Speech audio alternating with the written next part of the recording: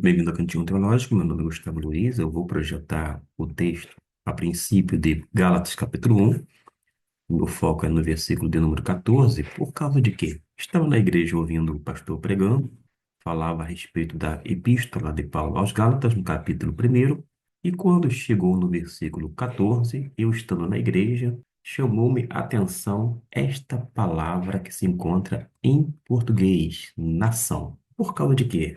Quando a gente tem uma noção do grego, bem como do hebraico, e ouve falar algo, a gente acaba associando um vocábulo grego, neste caso, com o termo que foi traduzido para nação. E eu fiz a verificação posteriormente, e eis que se encontrava justamente esta palavrinha em destaque, genei. Genei. Genei vem de genos, que significa literalmente raça, tribo, nação e etc e tal. E alguém vai indagar, e daí? Aonde é que você quer chegar? Eu me reporto agora a um outro texto da Palavra de Deus, desta feita, 1 Coríntios, capítulo 12, versículo de número 10, e você está me acompanhando na localização, porque nos diz assim: variedade de línguas em português. Quando você vai para o grego, a expressão são estas três. A expressão consta de três vocábulos, melhor dizendo, hetero, gene, glosson.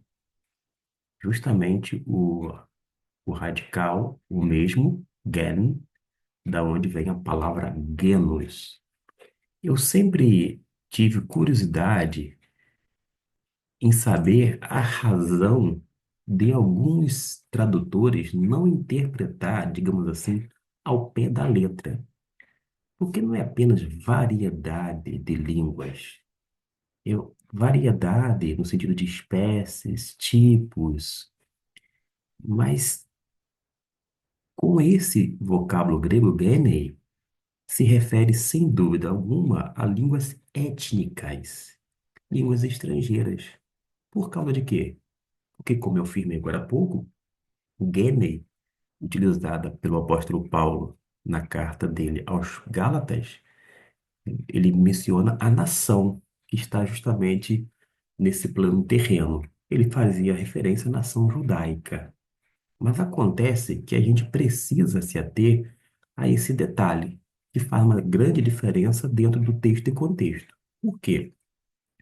Quando o apóstolo Paulo ele escreve heterogeneglosson, ele não estava pensando numa língua, digamos, misteriosa, incompreensível, conforme nós temos tido conhecimento nos dias atuais. Ao contrário, ele estava literalmente pensando em línguas estrangeiras.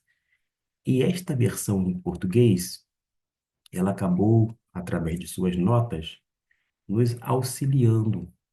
E o projeto com o intuito de ajudar os ouvintes, porque diz assim: capacidade, vários gêneros de línguas estrangeiras. Esta é a ideia. Está entre colchete, mas a palavra gene encontra-se justamente naquele versículo já indicado, que é o mesmo deste, sendo que aqui tem notas para poder nos auxiliar. Mas voltemos àquela questão: por que os tradutores literalmente não diziam variedade de línguas estrangeiras ou a capacidade de falar línguas étnicas? Ora, uma questão óbvia. Quando nós vemos as traduções realizadas em períodos anteriores, eles sempre entenderam que o dom de línguas tratava-se de um fenômeno linguístico, ou seja, falar línguas estrangeiras.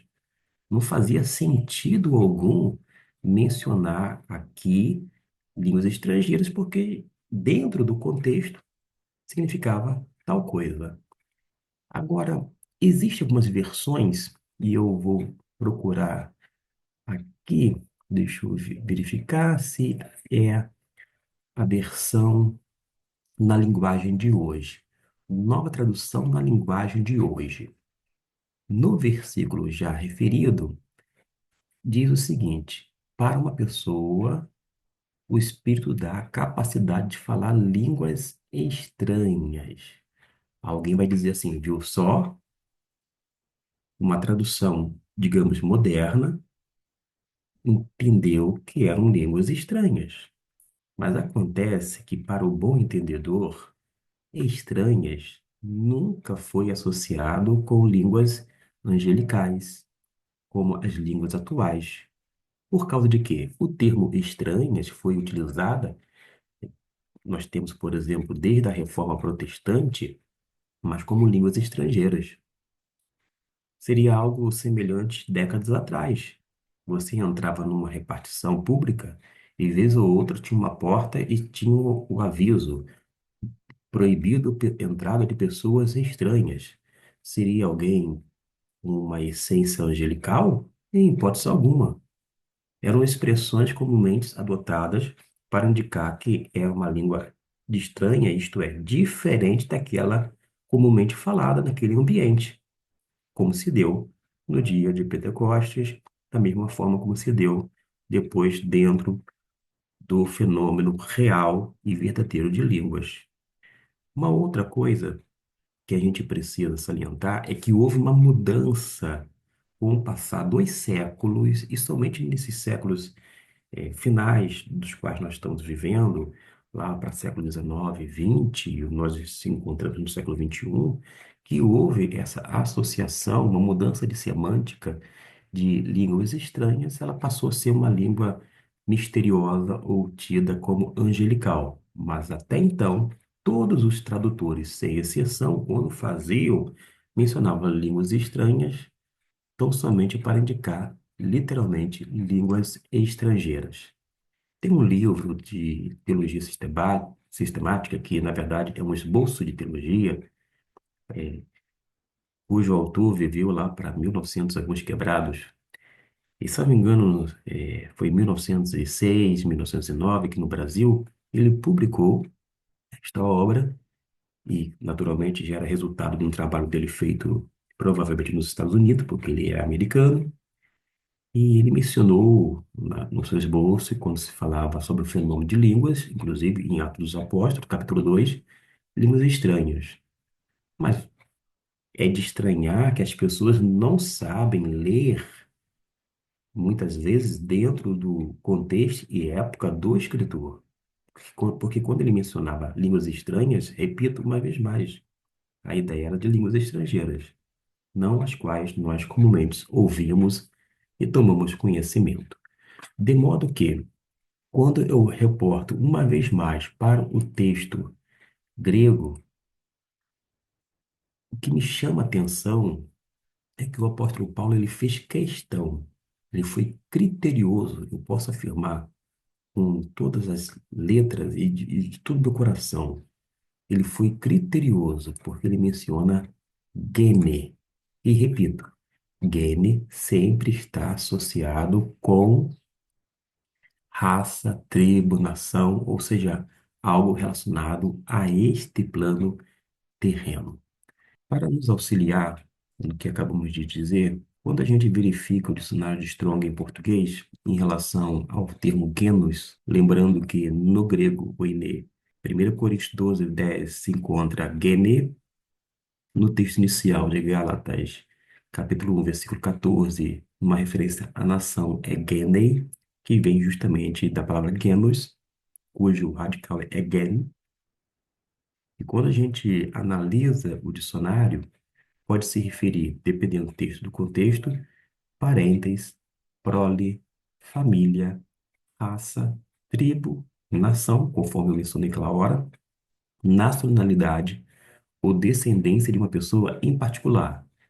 E um outro sentido, dependendo do texto, o agregado de muitos indivíduos da mesma natureza, tipo e espécie.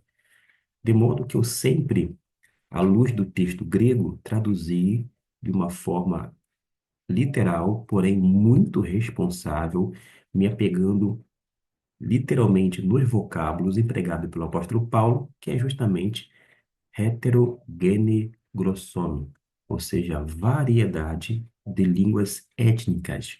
Diferentes línguas étnicas, porque se referem, sem dúvida alguma, a línguas estrangeiras. É um pormenor que faz a maior diferença.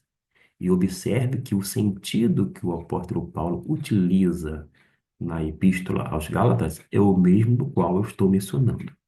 Aliás, todas as vezes, sem exceção, que a palavra gêmeos aparece de uma forma ou de outra, sempre se refere a esse plano humano, porque está associado justamente à família, raça, tribo, nação, etc. e tal. Quando diz em Apocalipse que pessoas de todas as raças, tribos e nações, está justamente esse termo gene, sempre fazendo alusão para línguas, no caso, pessoas de povos, línguas, no caso, terrenas, não, digamos, celestiais ou ainda tidas como angelicais. É algo que realmente faz uma diferença enorme, pelo menos para este, e quando analisa o texto a partir da língua original, o grego koiné, fica muito claro e onde eu me vejo na obrigação de transmitir esse conhecimento, por mais simples que pareça, mas que não é simplório, ainda mais em meio a uma confusão generalizada. Espero que tenha apreciado o texto grego, o texto que foi apresentado para acompanhar esse desenvolvimento, porque, sem dúvida alguma, quando Paulo mencionou variedade de línguas, ele tinha em mente tão somente o dom do Espírito Santo naquela capacidade de falar várias línguas estrangeiras.